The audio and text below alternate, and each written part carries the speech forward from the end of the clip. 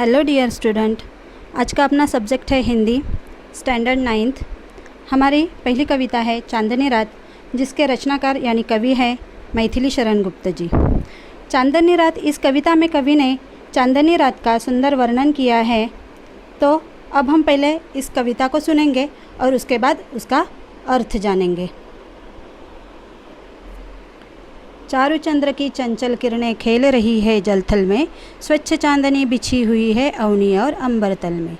पुलक प्रकट करती है धरती हरित तृणों की नोकों से, मानो झूम रहे हैं तरु भी मंद पवन के झोंकों से। क्या ही स्वच्छ चांदनी है यहाँ, है क्या ही निस्तब्ध निशा, है स्वच्छंद सुमंद गंध वह निरानंद है कौन दिशा। बंद नहीं अब भी चलते हैं नियति नटी के कार्यकलाप, पर कितने एकांत भाव से, कितने शांत और चुपचाप।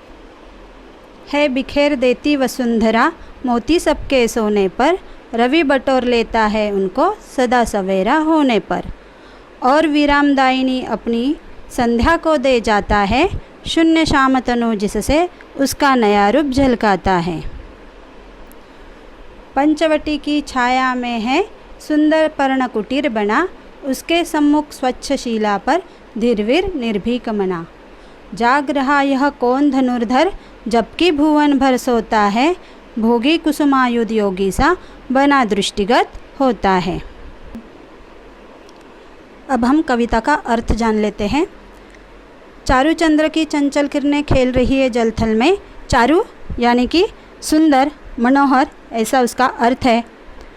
जल यानी पानी, थल यानी ज़मीन, अवनी यानी अपनी जो पृथ्वी है उसके लिए समानार्थी शब्द है अवनी, अंबर यानी आकाश।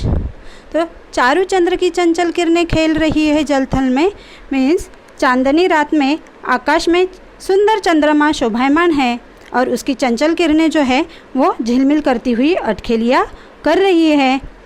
वो देख के ऐसा लगता है जैसे वे जल और ज़मीन के साथ खेल रही हो। स्वच्छ चांदनी बिछी हुई है अवनी और अंबर तल में, यानी चंद्रमा का निर्मल प्रकाश जो है वो पृथ्वी और हमारे संपूर्ण आकाश में फैला हुआ है और वह उन्हें प्रकाशित कर रहा है। पुलक प्रकट करती है धरती हरित तृणों की नोकों से, मानो झूम रहे हैं तरु भी मंद पवन के झोंकों से। यहाँ पे पुलक यानी कि खुशी और हरित यानी कि हरी, तृण का अर्थ है घास, मंद यानी कि धीमा, तरु का अर्थ है पेड़ और धरती यानी हमारी पृथ्वी। तो पुलक प्रकट करती है धरती हरित तृणों की नोकों से। जैसे हमें जब खुशी होती है तो हम हमारी खुशी हंसकर नाचकर उसको जाहिर करते हैं, उसी प्रकार जब धरती को खुशी हो रही है तो वो अपने हरित तृणों की नोकों से उसको प्रकट कर रही, उसके जो घास है उसके ऊपर उगे हुए वो हवा से हिल रहे हैं और वो अपनी खुशी जो है वो प्रकट कर रही है। वैसे ही मंद हवा चलने की वजह से पेड़ जो है, तरु जो है वो भी झूम रहे हैं और मानो ऐसा लग रहा है जैसे वो झूमकर अपनी खुशी प्रकट कर रहे हैं। क्या ही स्वच्छ चांदनी है यह, है क्या ही निस्तब्ध निशा, है स्वच्छंद सुमंद गंध वह निरानंद है कौन दिशा। निस्तब्ध यानी कि जो हिलता डुलता न हो, शांत एक जगह पर हो, निश्चेष्ट। और स्वच्छंद यानी अपनी इच्छा के अनुसार काम करने वाला, अपनी इच्छा के अनुसार जहाँ चाहे वहाँ जाने वाला। और निरानंद का अर्थ है जिसमें आनंद ना हो या उसको आनंद रहित ऐसा भी कह सकते हैं। कवि चंद्रमा के स्वच्छ प्रकाश में निखरी हुई रात्रि का वर्णन करते हुए कहते हैं कि यह चांदनी गजब की निर्मल है और यह रात बहुत शांत है, कहीं किसी और कोई आवाज़ सुनाई नहीं दे रहा है। स्वच्छंद सुमंद गंध वह निरानंद है कौन दिशा। सर्वत्र मुक्त रूप से मंद सुगंध फैला हुआ है और ऐसी कोई दिशा नहीं है, एक भी दिशा ऐसी नहीं है कि जिसमें आनंद का माहौल ना हो, अर्थात सर्वत्र आनंद ही आनंद है। बंद नहीं अब भी चलते हैं नियति नटी के कार्यकलाप, पर कितने एकांत भाव से, कितने शांत और चुपचाप।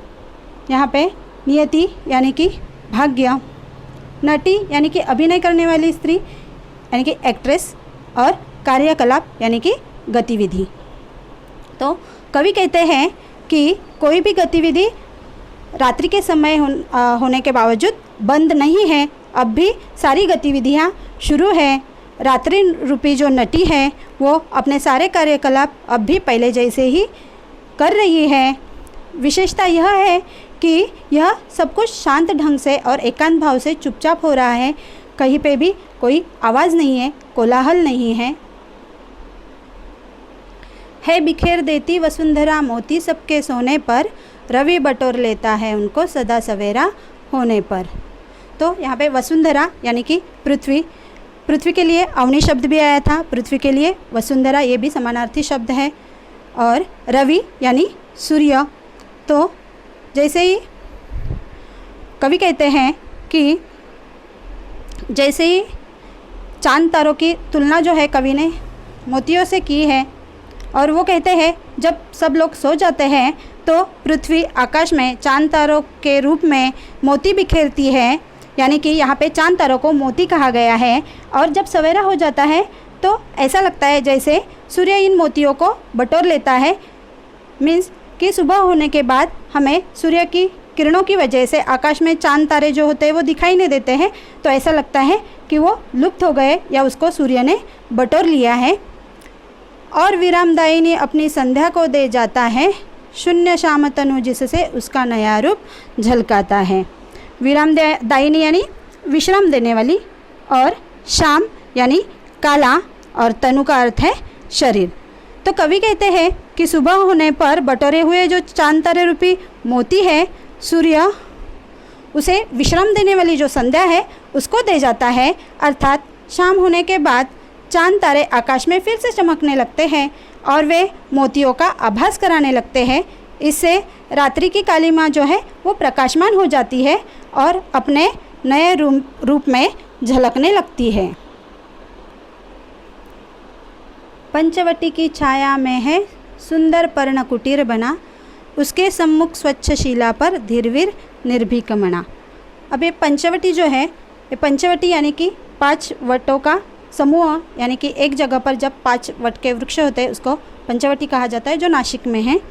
तो कवि पंचवटी का वर्णन करते हुए कहते हैं कि पंचवटी की छाया में घास फूस और पत्तों के छप्पर वाली एक सुंदर झोपड़ी जो है वो बनी हुई है, और उसके सामने एक साफ सुथरी शिला है, और उस शिला पर एक दृढ़ मन वाला और निडर योद्धा विराजमान है। जाग रहा यह कौन धनुर्धर, जबकि भुवन भर सोता है, भोगी कुसुमायुध योगी सा बना दृष्टिगत होता है। धनुर्धर यानी कि तीरंदाज, भुवन यानी संसार, और दृष्टिगत यानी जो हमें दिखाई पड़ता है, और कुसुमायुध इसका अर्थ है कामदेव। तो कवि कहते हैं कि इस समय संसार के सारे लोग जो है वो सो रहे हैं, पर यह धनुषधारी कौन है जो रात्रि के इस समय में भी जाग रहा है। वे कहते हैं कि यह कामदेव सा भोगी कोई सन्यासी जैसा बना हुआ दिखाई देता है। इसके साथ हमारी कविता कंप्लीट हुई। आशा करती हूँ कि आपको इसका मीनिंग समझ में आया होगा, और इस कविता के आधार पर आपको कुछ होमवर्क दिया है जो आपको नोटबुक में लिखना है। ये होमवर्क है आपको ये क्वेश्चन और उसके आंसर नोटबुक में लिखने हैं। 2 पेज का होमवर्क है, आसान है। एक दूसरा और एक पेज है, ये दूसरा पेज है। तो आपको ये दोनों पेज जो होमवर्क दिया है वो अपने नोटबुक में कंप्लीट करना है और बाद में इसको दिखाना है।